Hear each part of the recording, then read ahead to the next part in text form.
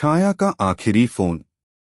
एक शांत पहाड़ी कस्बा जहां दिन में सूरज चमकता है और रातें रहस्यों से भरी होती हैं।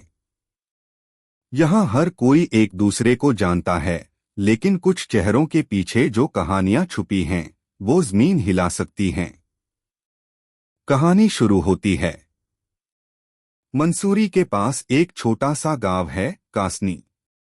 यहाँ के लोगों की जिंदगी सादगी से भरी थी, लेकिन उस दिन सब कुछ बदल गया जब छाया ने आखिरी बार अपने मंगेतर विवेक को फोन किया। विवेक, कुछ तो गड़बड़ है। मुझे कोई देख रहा है। मैं। फोन कट गया। विवेक दिल्ली में एक क्राइम रिपोर्टर था। छाया, एक स्कूल टीचर, 3 दिन की छुट्टी में अपनी बुआ के घर कासनी आई थी। उसका अचानक फोन कट जाना और फिर संपर्क में न आना विवेक को बेचैन कर गया। पहला दिन आगमन। विवेक उसी रात बस से कासनी के लिए रवाना हुआ। अगली सुबह वह गांव पहुंचा। बुआ के घर पर ताला लगा था। पड़ोसी ने बताया, छाया तो परसों रात गई थी किसी से मिलने, फिर नहीं लौटी। बुआ तो तीर्थ पर गई हैं। पुलिस को जानकारी दी गई थी, लेकिन छोटा गांव, सीमित संसाधन, सीमित रुचि। विवेक खुद खोजबीन में जुट गया। दूसरा दिन सुराग। विवेक ने छाया की नोटबुक पढ़ी। एक पेज पर सिर्फ एक नाम लिखा था, नीलकंठ फार्म हाउस। पूछताछ करने पर पता चला कि वह एक सुनसान जगह है जहां अब कोई नहीं रहता, या कम से कम ऐसा कहा जाता है। रात होने से पहले विवेक वहां पहुंचा। दरवाजा जंग लगा था, लेकिन टूटा हुआ। अंदर बदबू थी, जैसे कोई चीज सड़ रही हो। दीवार पर खून के छींटे और एक टूटे हुए मोबाइल के टुकड़े। विवेक का दिल कांप उठा, यही छाया का फोन था। तीसरा दिन, शिकारी कौन है?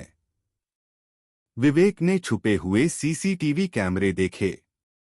संदेह हुआ, कोई इस फार्म हाउस पर नजर रखता है। वह वापस गांव लौटा और स्थानीय थाने में शिकायत दर्ज की, लेकिन इंस्पेक्टर बोहरा ने साफ कहा, कोई सबूत नहीं है कि ये मर्डर केस है। विवेक ने अकेले ही फार्म हाउस के पीछे की पहाड़ियों में तलाशी शुरू की। वहां एक गुफा मिली, अंदर एक लैपटॉप और स्क्रीन चल रही थी, जिस पर गांव के कई घरों के लाइव कैमरा फीड थे। कोई गांव के लोगों की जासूसी कर रहा था। चौथा दिन, असली चेहरा। उसी वक्त एक नकाबपोश आदमी ने विवेक पर हमला किया। संघर्ष हुआ, लेकिन विवेक ने उसका नकाब खींच लिया। वो था इंस्पेक्टर बोहरा। बोहरा सालों से गांव के अकेले लोगों की हत्या करके उनके घर हथिया रहा था। फार्म हाउस उसका ठिकाना था जहां वो अपने शिकार लाता था। छाया ने अनजाने में उसे वहां देखा था, इसलिए अगला शिकार बन गई। विवेक ने मोबाइल में रिकॉर्डिंग चालू कर दी थी, सबूत पुलिस मुख्यालय भेजे गए। बोहरा गिरफ्तार हुआ। अंत।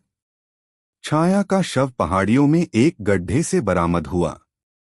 विवेक टूट गया था, लेकिन उसने वादा किया कि अब कोई छाया की तरह गायब नहीं होगी। वह गांव में ही बस गया और एक नई शुरुआत की, लोगों को जागरूक करने और सुरक्षा सुनिश्चित करने के लिए।